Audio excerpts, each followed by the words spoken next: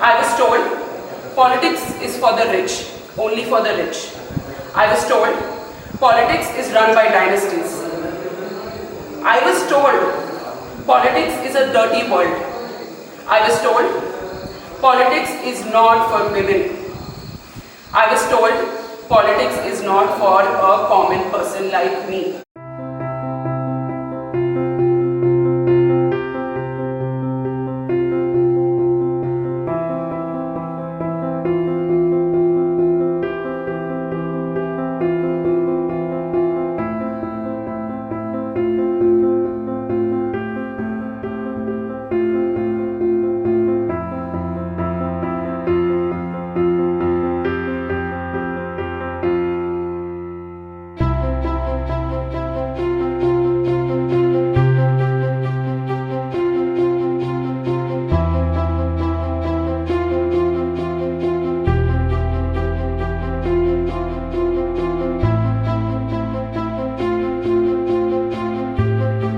We're trying to build these short and long-term programs in which we invite young people, make them understand what politics really is, what service really is, and the dream of democracy on which India was based on. We're trying to make that dream come true. Can democracy actually serve all its citizens? Because today we know it's not serving all its citizens. So how can we make democracy come alive for everyone? That's the dream that we have at the Institute of Democracy. Democracy expressed by the Indian School of Democracy is a very important initiative. I think we need to support youngsters who would like to enter politics by giving them moral support and wide knowledge of what they can expect in this Indian political scenario.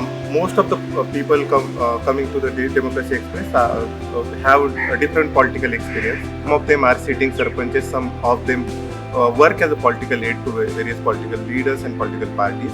Some are party workers and aspire to contest political elections. As change makers and believers of principled politics, we find it difficult to be able to do this all on our own. And so how do we build a community that holds us together for this? That holds us accountable, that asks us questions and is there to care for us. We pass bills every day. And every law which is made in this country affects men and women. But where are our voices? Who has the right to pass a bill which affects me and my life without consulting me or without listening to my opinion? What struck me about this cohort was the fact, as I walked into the room, 50% of the room were women. It's rare to find political spaces where women get so much representation, let alone have such a strong voice. To do is make them comfortable with people who are in positions of power and make them see each other more as humans first and then as ministers and a member of parliament. I think that has been a beautiful experience of taking our cohort in parliament or in state assemblies and making them realize that this belongs to them. This is nothing which can't be achieved. This is part of their larger exploration journey. I think when we went inside the Telangana assembly, that's when I realized that I belong here and want to be here. Not in the Telangana assembly, but the assembly. That was really a powerful moment for me.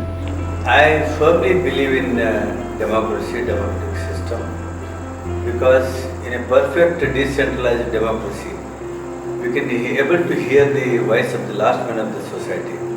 That is the beauty of the democracy. I believe there will be a day all Ladakhis will be out of the poverty and out of having a quality education.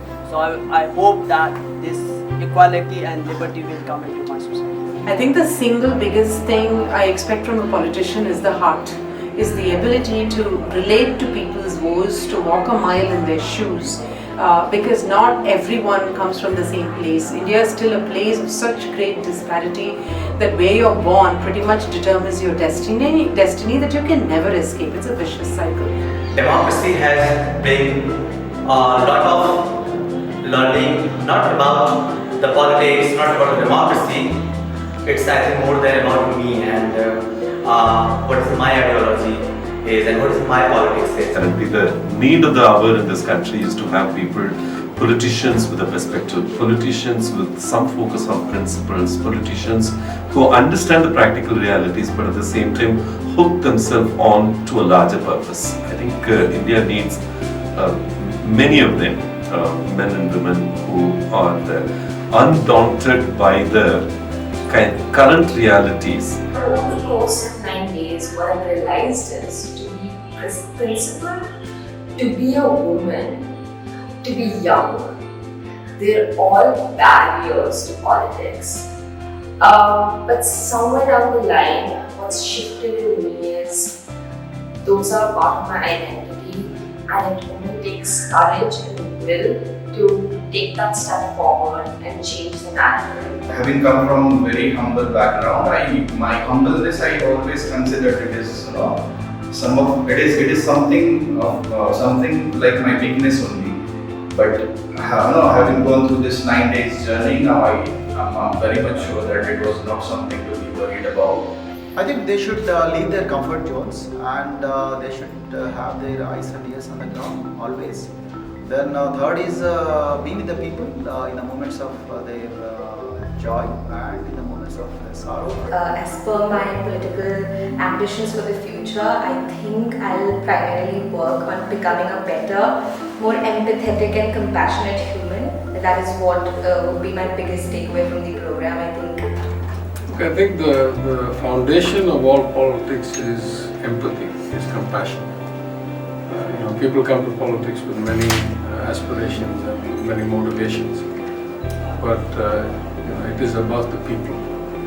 So I would say the crucial value for a good politician ought to be a connect with the people, empathy, compassion, caring.